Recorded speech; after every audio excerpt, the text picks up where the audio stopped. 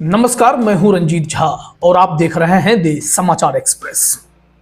ED और CM Mamata Banerjee case में supreme court के जस्टिस प्रशांत कुमार मिश्रा और जस्टिस विपुल पंचोली की बेंच से जो फैसला आया है, उस ऑर्डर को देख उसी सुप्रीम कोर्ट की दूसरी बेंच में नाराजगी दिख रही है। तभी तो दूसरी बेंच ने कुछ ऐसा फैसला लिया है जो ED and CM Mamata Banerjee case में दिए गए ऑर्डर के ठीक विपरीत है, उल्टा है। ऐसा क्यों? दरअसल जस्टिस बीवी नागरत्ना और जस्टिस उज्जवल भयान की बेंच कुछ इसी तरीके के एक केस को देख रहे थे जिसमें आर्टिकल 32 का मनमाना उपयोग हो रहा है या दुरुपयोग हो रहा है। जब केस हाईकोर्ट में चल रहा होता है, वहां पर वकील साहब एक पार्टी एडजमेंट की मांग कर देती है या जज किसी कारणवश एडजमेंट कर देते हैं, तो ये लोग सीधे सुप्रीम कोर्ट में आर्टिकल 32 के तहत केस दायर करते हैं और वहां तो जज पर डिपेंड करता है कि वो केस को कैसे डील करेंगे। लेकिन जस्टिस बीवी नागरत्ना ने इस मामले में बहुत ही कड़ा रुख अपनाया है और ED and CM Mamata Banerjee case सुनने वाले जस्टिसों को और वहां के याचिकाकर्ता को बड़ा मैसेज दिया है कि मिसयूज बंद कर दो। और कमाल की बात देखिए, सुप्रीम कोर्ट से आर्टिकल 32 पिटीशन को लेकर जब जस्टिस नागरत्ना का ऐसा ऑर्डर आया है तो ईडी और भी एहतियात बरतने लगी है। ईडी एक बार फिर से संशोधन याचिका के जरिए मिनिस्ट्री ऑफ होम अफेयर्स और department of personal and training को भी पार्टी बनाए जाने के लिए मांग रख दी है। मतलब कि केस को कैसे उलझाए रखना है, ईडी उसका रास्ता लगातार निकाल रही होती है। क्यों? क्योंकि अब उन्हें भी आशंका है कि आर्टिकल 32 वाले पिटीशन में आगे चलकर कहीं मामला बिगड़ ना जाए।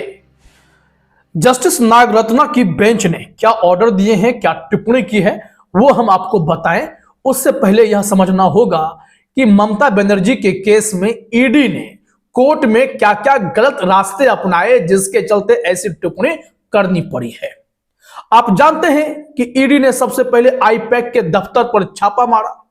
उसके बाद ममता बनर्जी ने जो एक्शन लिया उसके खिलाफ भागी भागी ईडी कलकत्ता हाईकोर्ट पहुंच गई। कलकत्ता हाईकोर्ट की जस्टिस शुभ्रा घोष केस की सुनवाई नहीं करती हैं और वो 14 जनवरी के लिए एडजमेंट कर देती है। ईडी को लगता है कि तब तक बंगाल पुलिस उनके खिलाफ कुछ एक्शन न ले ले, लिहाजा ईडी सुप्रीम कोर्ट में आर्टिकल 32 के तहत एक याचिका दायर करती है और ममता बनर्जी पर एक्शन की मांग करती है कि जांच एजेंसी पीड़ित हो गई है। सवाल यह उठता है कि जो संविधान में आर्टिकल 32 के नियम है उसके तहत यह सब कुछ जनता के लिए है। जब जनता के मौलिक अधिकारों का हनन होता है तब आर्टिकल 32 के जरिए लोग सीधे सुप्रीम कोर्ट जाते हैं। ईडी जनता नहीं है, लेकिन ईडी ने कहा कि मेरे अधिकारों का हनन हो रहा है और वो भी सुप्रीम कोर्ट पहुंच जाती है। लेकिन हाईकोर्ट में सुनवाई पेंडिंग रहती है। सुप्रीम कोर्ट भी हाईकोर्ट की सुनवाई का इंतजार ही कर रहा होता है।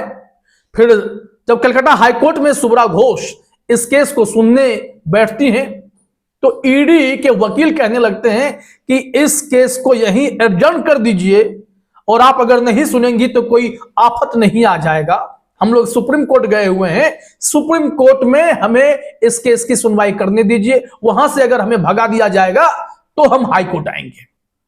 लेकिन जज मैडम केस की सुनवाई करती हैं और याचिका को इस आधार पर डिस्पोज ऑफ कर देती हैं कि चलिए सुप्रीम कोर्ट में सुनवाई हो जाती है, अगर वहां से कुछ नहीं होता है तो आप लोगों को लिबर्टी है कि आप हाई कोर्ट में फिर आकर केस कीजिए।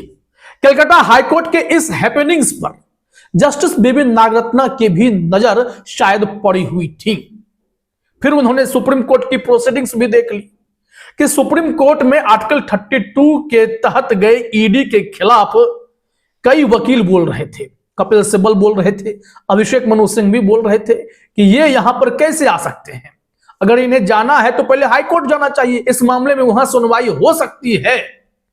तो फिर सुप्रीम कोर्ट में आर्टिकल 32 के तहत आने का क्या औचित्य बनता है। लेकिन ईडी के वकील दलील दे रहे थे कि बंगाल में निष्पक्ष सुनवाई हो ही नहीं सकती है, कार्रवाई भी निष्पक्ष नहीं हो सकती है, तो हमें तो सुप्रीम कोर्ट में ही रहना है, यहीं पर सुना जाए। Solicitor general, additional solicitor general सब मोर्चा संभाले हुए थे, लेकिन सुप्रीम कोर्ट से यह उम्मीद की जा रही थी कि उनका जो ऑर्डर आएगा, एक मैसेज आएगा कि हायरार्की नहीं तोड़ी जाए, जो कपिल सिब्बल बताने की कोशिश कर रहे थे कि पहले हाईकोर्ट में देख तो लीजिए क्या होता है। ऐसा नहीं हुआ। जस्टिस प्रशांत मिश्रा कहते हैं कि मामला तो बड़ा है, यहां पर एक एजेंसी दूसरे एजेंसी से टकरा रही है, तो हम तो इसे सुप्रीम कोर्ट में सुनेंगे। फिर उन्होंने नोटिस भी जारी कर दिया और एफिडेविट के लिए भी कहा, काउंटर एफिडेविट के लिए भी कहा। अब इन सारे प्रोसेस को देखते हुए यह माना जाने लगा कि सुप्रीम कोर्ट में अलग अलग बेंच के काम करने का तरीका इतना विचित्र है जिस पर खूब सवाल उठते हैं। जैसे आप जान रहे हैं कि एक ही बेंच ने 7 लोगों में से 5 लोगों को जमानत दी और उमर खालिद शर्जील इमाम को जमानत नहीं दी। उनके लिए अलग तर्क गढ़ दिए गए, जबकि सुप्रीम कोर्ट के पिछले केसेस के जो भी उदाहरण थे उन सबको दरकिनार कर दिया गया और मौलिक अधिकारों पर अलग ही परिभाषा गढ़ दी गई। खैर, अब आइए लेटेस्ट मुद्दे पर। यहां क्या होता है कि बॉम्बे हाईकोर्ट में एक केस पेंडिंग रहता है, लेकिन तभी याचिकाकर्ता सुप्रीम कोर्ट में आर्टिकल 32 के तहत एक पिटीशन दाखिल कर देते हैं।